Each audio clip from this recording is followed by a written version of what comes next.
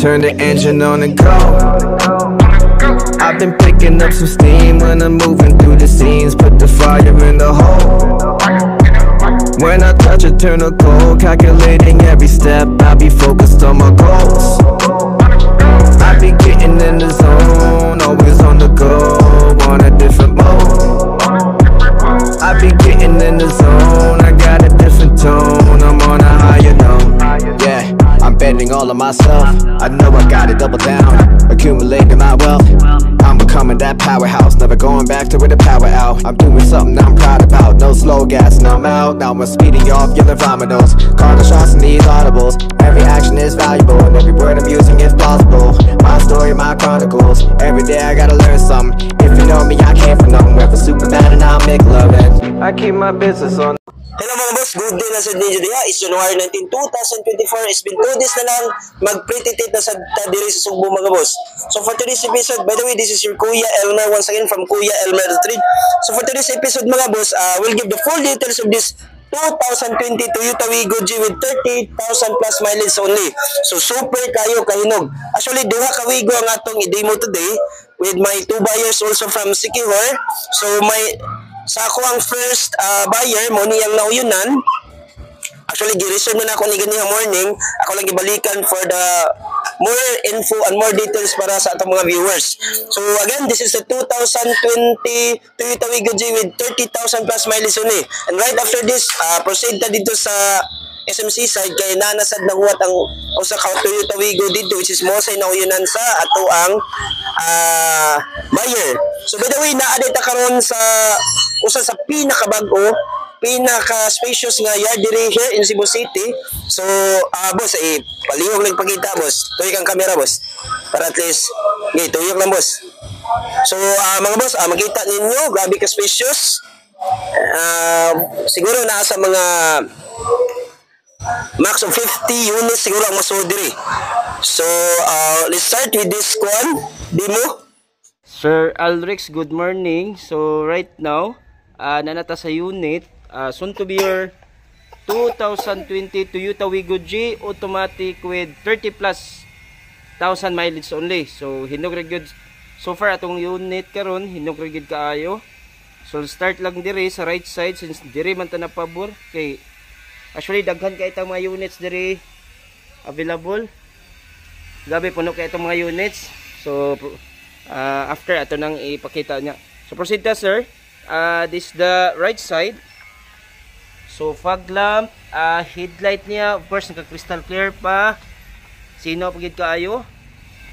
So right side, ligid niya. And then of course ang mags. So yes, 100% bago pag yung ilisan ng ligid. So this is the power right side mirror. And then it's the right side. So naka 3 tent na siya, dark outside, clear inside. This is the door lock, left side, right side. So okay, this is the right side. Proceed ta diri sa likod. Tail light niya.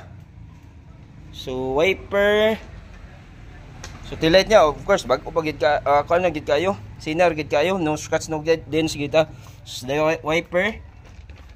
So Wigo G variant. So proceed to left side. Proceed to left side.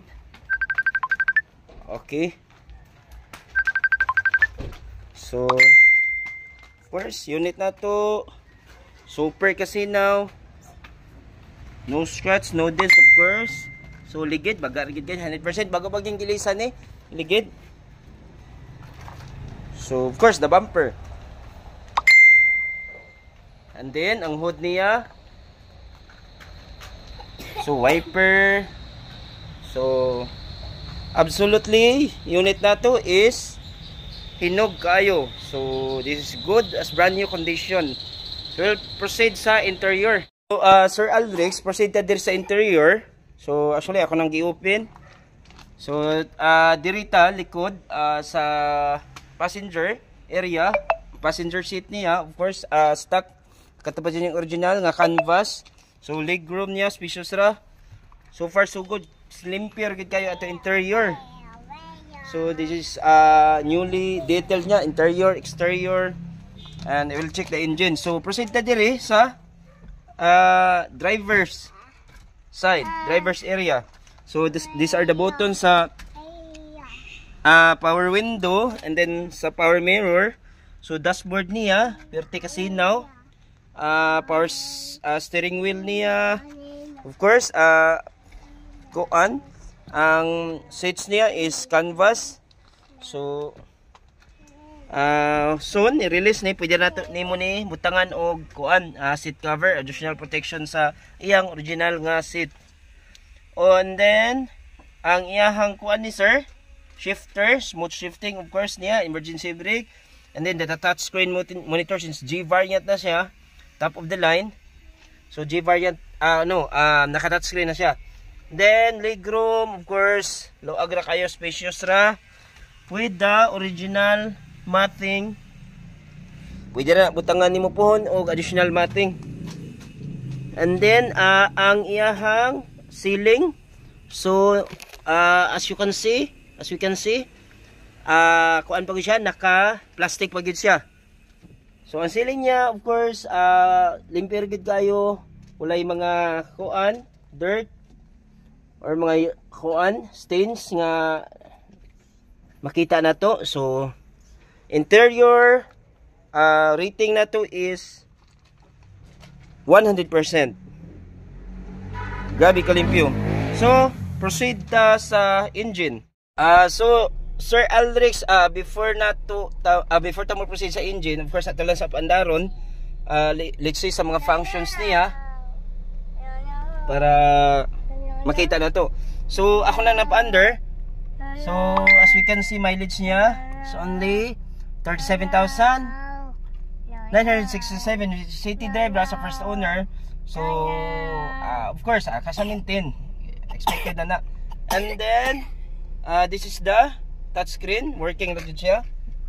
So check na to ang window, power window, right side, passenger area.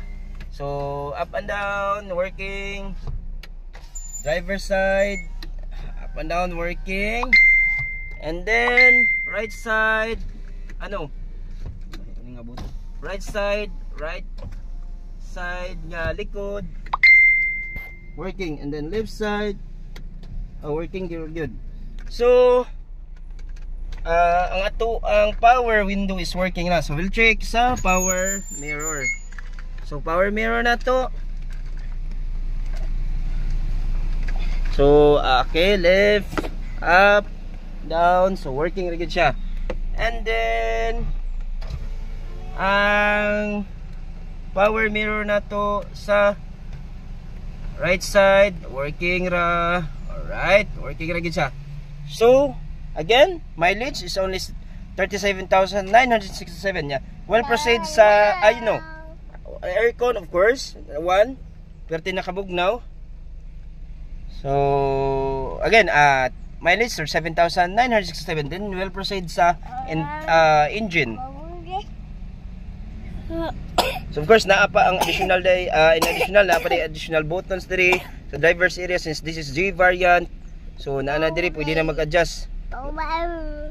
Okay, proceed ta sa engine. So sir, of course ang pinaka-importante sa tanan, of course ang engine. So detailed ako ihinay gid nako pag video sir para makita nimo unsa ka limpyo, unsa ka kondisyon, unsa ka smooth kay itong engine. So right, hinayin na nato. So gikan ako sa sulod, ako nang gipa-under. So battery is new, oil intact ra tanan. So